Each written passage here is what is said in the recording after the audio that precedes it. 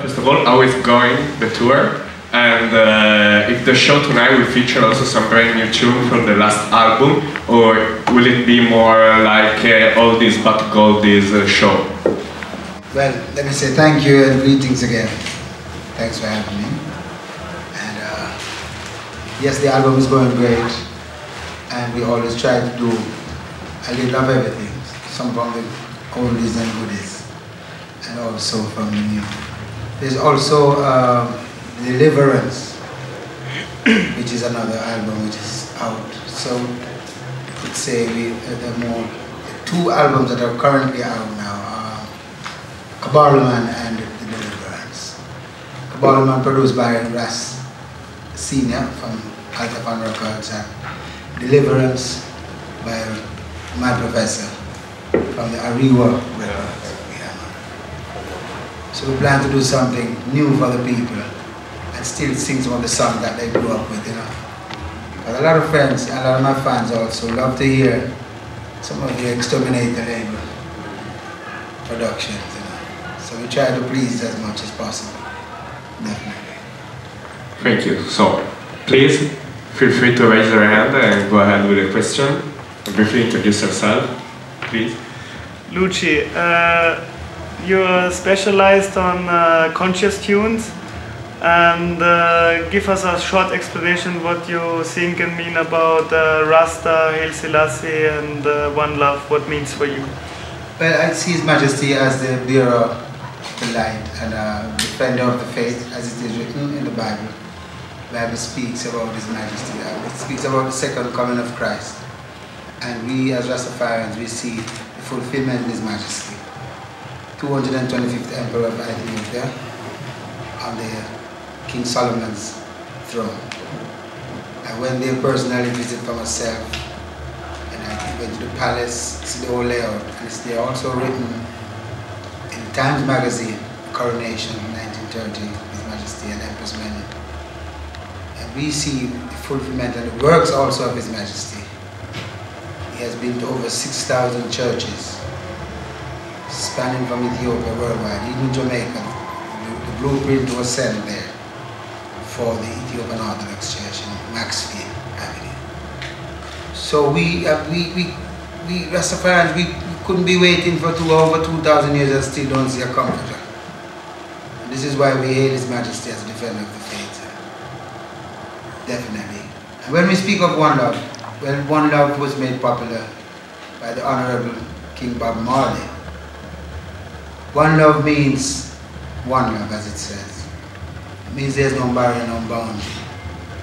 Sometimes you go to the big house and say black love, one black love. It just don't fit right in my mind. If it's one love, it's one love, for Christ's sake. Give thanks. Please, next. Hi, my name is Lauren from African Life. Amongst your extensive traveling around the world, particularly I know that you have visited Africa, particularly South Africa. In the time that you have traveled, going back on a more personal note, what did repatriation mean to you, and what does it mean to you at this point in time? And repatriation means reconnection with one's roots. And I think a lot of people gave up their connection with the West and just sold what they got, their house, their car, in their furniture, and went to Africa, only to find the African dream didn't turn out the way they wanted. So I realized that God has given us a talent and a gift that we can utilize. God has given us dominion to travel the world. I asked for a one-way ticket, I got a one-way ticket when I went to Africa. Spent some time there, I was there for months. Then my skin started itching me again. And I get calling and people, you know, because there's always work and duty. So I realized that for me, it has to be a to and fro. And while we're setting a program and a foundation there in Africa, we still have to make use and utilize what talent God has given us, also what resources that we can find in the West. Because in Africa, machinery and all these things are expensive there. You can come to the West, you can get proper machinery and bring back to Africa. Books and everything. So I am of the opinion that if one is repatriating, you have to plan properly and go in and scout out the place. It's just like buying a property anywhere. You can't just up and go. Before you know, you're running for your life. Because there are places in Africa where there's war and there's unrest, like in North and South Sudan, and you know, there's history going on in places, some places. Especially with your religion and philosophy also, you have to be able to fit in and adapt somehow to an environment or a community that is suited to your spiritual awareness or to your growth. My first visit to, my first journey to Africa was to Senegal, and I visited with my General Sizzler, Fatis of the Exterminator, and with some of the island members. We went to Senegal to visit with Babama, spent some time there. We did more like pilgrimage, and then I went to Gambia, and then on our own expenditure, we went to Ethiopia. For several times I've been to Ethiopia. What strikes me is that we in Jamaica, we speak highly of His Majesty and Ethiopia. We speak of Ethiopia as Zion, as a place that we all would love to go. And it would seem as if that the government has not made the preparation. His Majesty has made the preparation and even given us a place, Shashamane land, where we all can, you know, people from the West, not just Jamaicans, but repatriators who are homecomers coming in can find a place to settle. But it would seem as if under the rulership of President Meles, there was no proper welcoming accommodation, because even the visa situation was a blockage for Jamaicans. And it came home more so to me at the millennium, when I said to myself, between Mike General and I, we say, well, this new millennium can't miss the card. As you know, 2007 in the West, yeah, was just 2000. Was 7 years. Babylon is 7 years ahead of time. So when it was 2000, it was 2000 years yet in Ethiopia. So in the year 2000, when we went to Ethiopia, I couldn't believe I saw so many Jamaicans who couldn't enter Ethiopia because they didn't get a visa. And they never telling us, because we went there a couple of trips before, so I was expecting that at least they would make the accommodation, seeing that it's a new millennium and people coming home, at least to be a part of this. And people were connected somehow with spiritual prophecy, and that if so many things would have happened. And it meant so much for us spiritually to be there, because for me, to be there for this celebration, it brought home to me a spiritual feeling and a connection to my roots. And I've never seen so many religious people, spiritual people in one place, praising Jah, celebrating and ceremony and everything. To be a part of that was good for anyone's soul. And we made it there. But there were so many people who couldn't make it because they were not celebrities, or they were not singers or players of instruments. You know, they were just honest people who want to work hard, save their money to make this millennium, and they didn't make it. So, and I questioned it, because there should be immigration issues to block. I mean, I'm not saying you want to repatriate. Because when I went to Ethiopia for the first time, I was almost deported back to Jamaica. They told me I couldn't enter, but there was a letter coming from the ministry, because whoever had invited us, it was Raskesh. He had a letter preparing and coming for us, but he didn't reach the airport as yet. So by the time they were about to send me back to our place, I was there crying. I couldn't hold back the tears. Tears! I mean, I said, what this guy right? At one time I said, well, I want to run through the blockade to the immigration point, but they didn't shoot me. I just want to run through that place and say I reach Ethiopia. But just in time, Raskesh came and explained to the immigration officer that this is a dignitary coming home coming home, you know. So I think we need to address the immigration issue, and not just for Jamaicans, but even some Africans have problems going to other countries in Africa. So this is some of the things we need to look at, because we have, even in America, we have United States of America. Why we can't have the United States of Africa?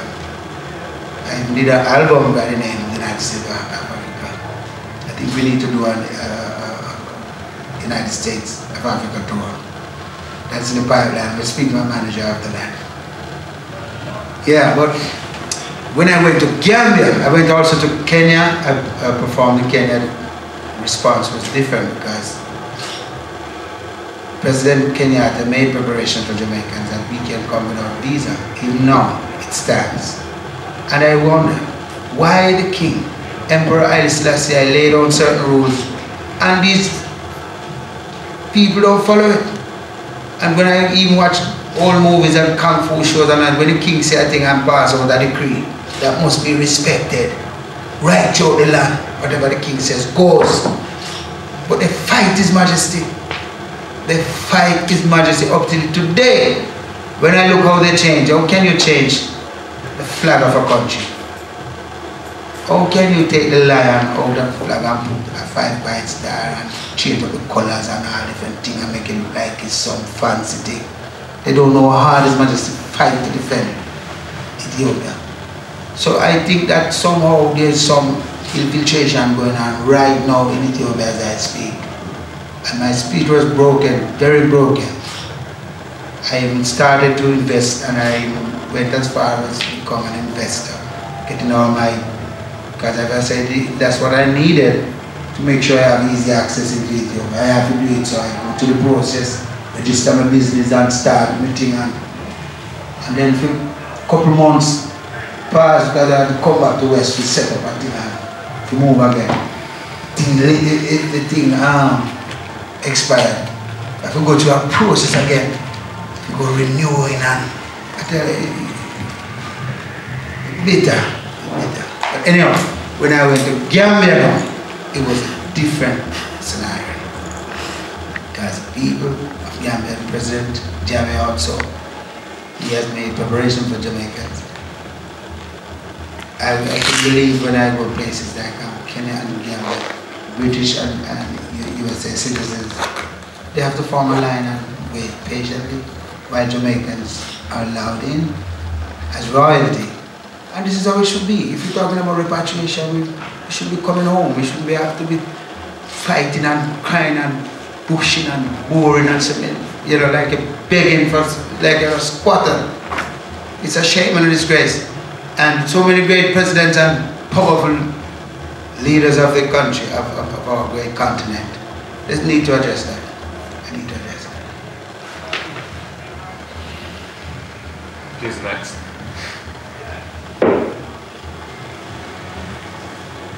Okay, I have another question. And in the last days, Chronix and Shaggy performed here at the OverJam festival, and during the conferences with such artists, one of the most hot topics, especially during the Chronix one, was the reggae revival movement, the so-called reggae revival, so the new wave of younger roots artists that are emerging now in Jamaica. And a few questions from the audience were about what happened to roots music during the last decade while dancehall was dominating basically the Jamaican music industry. And the answer from both artists was that actually roots music didn't disappear at all, and it didn't fade. But maybe it was the attention, the interest from the media that faded. So you are basically a living legend of roots music with more than 20 years of career. So what's your opinion about the state of the art of Jamaican roots music at the moment? And what's your opinion about this topic? I love the answers that they gave because reggae wasn't there. So I would use a better term like resurgence. Because whereas, you know, reggae music, as I say, we've always had good artists. Myself, I could speak for Organ Heritage, Mike in general. Could speak also for Richie Spice, Queen Ifrica, Etana. We've been singing good music, and Toots and the Maytals, they never stopped touring. Burning Spear, Cocotee, Mr. Barry Salmon. We have a host of good music coming out. I think it's the mind and the consciousness, the mindset of the people. I think mankind just got reckless over the past couple of years. Not just in the music, but you see it also in the lifestyle, in the dress code. How can you go into a big country like America and say, men, young men, wearing the pants, dropping off, literally falling off their buttocks. It seems to me that the integrity of mankind and the morality of humanity has fallen to such a low degree that it is disgusting, it is horrible, you know. And most artists like myself, we don't see ourselves mixing up in it just to prove or to please a crowd. We're gonna sing certain type of song. I can't do that. I grew up in the church. I grew up with certain the principles, ancient art of worship. I could never be singing certain songs. I hear some artists say them shed them locks like natural black. He cut his locks, say he wants to go and sing some stuff because he like that going on and thing. I couldn't do that. I don't want to sing crossover. I don't see myself singing hip hop because it has a culture. I see Junior Reid has gone over to do some song with the gamers. And I think they grabbed him because I saw him going to the airport with his pants going down. I think the hip hop culture caught him somehow. So I can't get myself caught up in that. I think this is a way Rastafari and tradition, the reggae music is a tradition by itself. And sometimes it may seem like it's, I think we get pressure. Because if you go to England and some places, they have taken off reggae off certain drive time, certain prime time of the radio, and push reggae almost like graveyard shift, like 3 o'clock. Everybody's asleep. It's sad. You know, why they fight it? Because they know the music is so powerful and so potent. And it will educate the people, you know, and eradicate all evil. That's why they're fighting it. But we stand predominant and we keep singing music, and we say we give thanks with artists like Chronix, Ibamar, we have Tarrus Riley, we have Protege, we have upcoming groups and bands also like Boots on the Ground and Raging Fire and Empress Janine doing it, because I know the Jackie and dead and Roots will never die. As long as Jah live and Roots music will never die. As long as messenger around, you'll always get good message also. Yeah, man. So music live on, man. Yes. Thank you. And I want to link somebody I think about a fire upon somebody this jacket, because I have a son, some of these video personalities done big star overnight. I don't know nothing wrong with every man live nice and splashy, but if you do it at the expense of the culture and the integrity of a country and the music, it is a disgrace. Display all that thing, mash up the thing, man. So man taking money and man take money to play a next man's song and this thing. We go in a dance, certain man no one can play certain other man's song, because if the Gaza thing change the whole aspect of the music. So this jack is afraid to play Overdose song because Gaza man Overdose song we have to bust it out if you never play it, you know. So this kind of vibes, this violence and this thing that came in the music, it was not heard of in the days of Bob Marley and all, on the Wailer and all the greats coming up, Israel Vibration, Third World, Dennis Brown. We never had any kind of thing there. Man would sing a song and talk about Wolves and Leopard and everything like that. But a man now go kick down man on stage and all that thing there. And we see that happen where they kick down a ninja man on stage and everything. So the violence that came in the music was like a freak storm. You know, this violent storm, this chronology and all this thing that came into the music kind of changed the whole aspect of things. And we're not in that kind of thing. Freddie McGregor still doing this thing. I believe that we have to be careful how we house some of these artists, because even Genius helped to produce some of the big hits from Vibe Cartel. And if it was in my house, God forbid, them couldn't go on there. And I tear out the door fire. Plug out everything. But we can't have that producing in the house. And if they remember clearly, if I can ask on stage, Mr. Winford Williams, to replay, there was a panel that we had with Vibes Guardian, Assassin, Mr. Freddie Maguire, and myself, alongside the host, Winford Williams. We had a long debate about this thing long before it broke out. You know. But he was saying, well, they have to give the youth a chance to experiment. This is what they did. And they mash up their life. Thank you.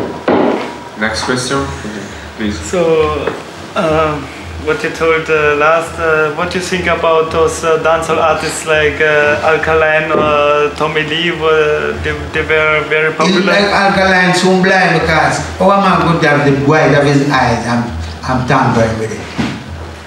I can understand if a man put on a tattoo somewhere upon his skin, but your eye, man, the only thing you give you a vision, man, he must swam blind. Alkaline must swam blind. That's what I mean, man. This man named Tommy, you know. Oh, a man who calls himself D man. You come in a country where roots and culture country. When reggae put Jamaica on the map, it wasn't about no gothic music or no kind of devil thing. Man, I'm come with all some demons or some dopey face and some mask and things. I say, what is? But it goes to show because you can see the end result of these artists. And none of them now learn. Because if they look and learn, they will see that the Vibes Cartel is a big example for them. If they look out of their eyes, they can see that this lifestyle is not leading them nowhere. The sooner they'll realize that, the better it is for them.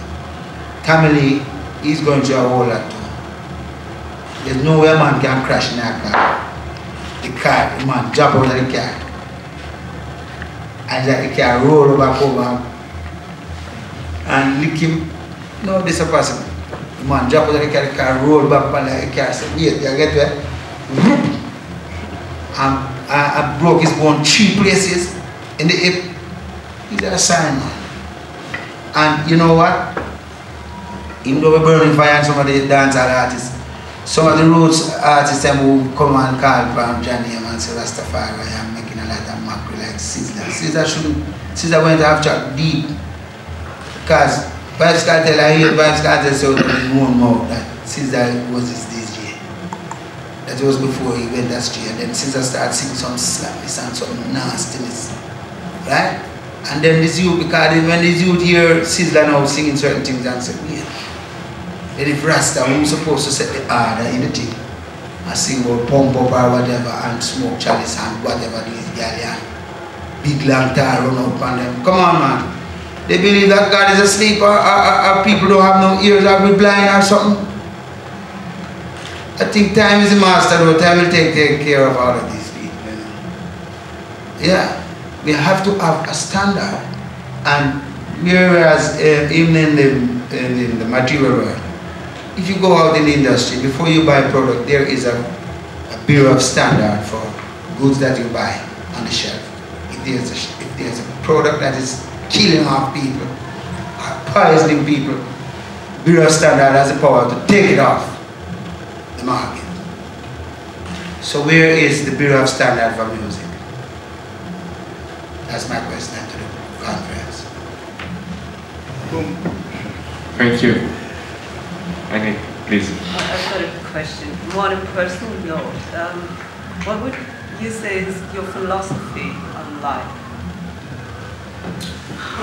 Thank you. My philosophy on life, I believe that one must be respectful to the Creator. Some people don't believe in God, but I have to believe because I didn't create myself. And some say, well, I didn't create myself, but my mom created me. So who created my mom? Even the great Jesus Christ who healed dead, make dead get up and walk, and make blind see. The Bible speaks of him, even though he was a immaculate child, he had a mother and a father. They try to say Joseph was not his father and it was a spiritual interference there and Holy Mother Mary. Come on. Too much of this. we need to come to the realization that they've been trying to push away the mother, the feminine image in the old equation of life. And it's not possible. It's impossible. Because when God said, let us make man, He made let us make them image and likeness unto ourselves. He made male and female. So it simply means that Godhead has to have some feminine and masculine. So it must be male and female. So, as I say, my philosophy of life, I believe that we have to respect Creator, respect our elders, and show respect for others. Love your neighbor as yourself, do unto others as you like them to do unto you. These are the very basic principles of life. Love life, appreciate nature, live according to the principles of life. The greatest teacher is nature. If you study nature, you can't go wrong. The simpler you take life, the better it is.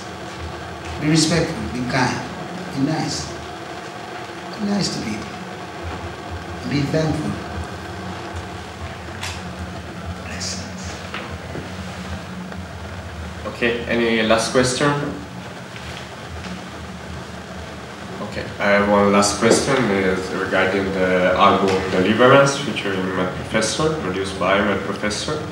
And a part of the album is a tribute to Dennis Brown, because your career is very linked, your music is very linked to Dennis Brown. Do you think, from my perspective, this album is more addressed to the European audience?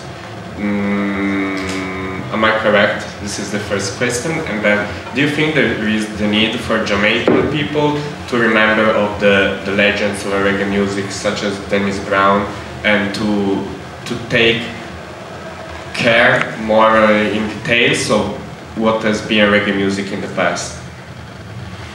I think you asked a very good question. I think this album was more geared for my professor himself. That man pleased himself on that package. Okay. And we did so many more tracks, and I was surprised it didn't add them to it, you know. I think that, to me, it's more like we call it EP. It's more like an EP. I'm going to tell him personally to his face. It's not really a complete album. It's an EP, honestly. But since he says an album, I'm just working with the flow. But when I see him personally, I'm going to tell him, man, you need to put the album on. Because we have some other songs about the ghetto, coming out of the ghetto, and money makes the world go round, and money makes people change and all this kind of stuff. There's some songs that I think there's a nice song we did, a combination with Miss Carol Thompson, which is a very nice song. That's going on. That's on the EP. And we did all the love songs, nice lovers rap, which could fit for the UK, like, you know. So I think he will get on the arm. Real old school music lovers. But I want to encourage him to come out to the rest of the songs, man. I believe in music you can't be stingy, because when I was singing for him, I wasn't stingy, I wasn't holding back. So you shouldn't hold back. And you should let out, the people feel the power. And as I said in honor, I think Jamaicans need to pay more respect to their foundation artists. And don't wait until the man them disappear before them start crying bad and roll around and bad. Or the man them dead. I think they should love the people there and show them that respect when them gone. And not just Bob Marley, because it would make it appear that that's the way how the people treat. I believe that they should, if the government of Jamaica should have some kind of respect. If the government of Jamaica don't really have that love for the music, they don't see the key toll of the musicians and the role that we play. Bringing income to the country and also building the infrastructure of the country and the spiritual growth of the country. You know, they're fighting politics and running down some of the joke things. You know, fighting the herbs and all these things. If they legalize the herbs, no long herbs are legalized around Jamaica, and then they are fighting. Peter Tosh had to fight him with war. Just carry 1/4 pound on the plane. And from them time they said they would legalize it. And I know they would legalize it. So them is joking. You know, I respect all European countries, they show more respect. Because I was in Jamaica and I get a call straight from somewhere in France. And this man want to put out the album without my knowing. The distributor called and said, you know about this album coming out? I said, what? I can get back to you. So we need to have that kind of care for our people. Don't wait until we disappear. Dennis Brown is a big, I think he's bigger than how people rate him down there. You know? Thank you very much for your time and availability. Oh man, it's a blessing. It's been an extremely interesting conference. Thank you. Thank you and see you. Any more questions? Yeah. Any more questions? Too much. Any last words from the press? Well, I could sing a song for you if that's okay. Let me sing a song. Yeah.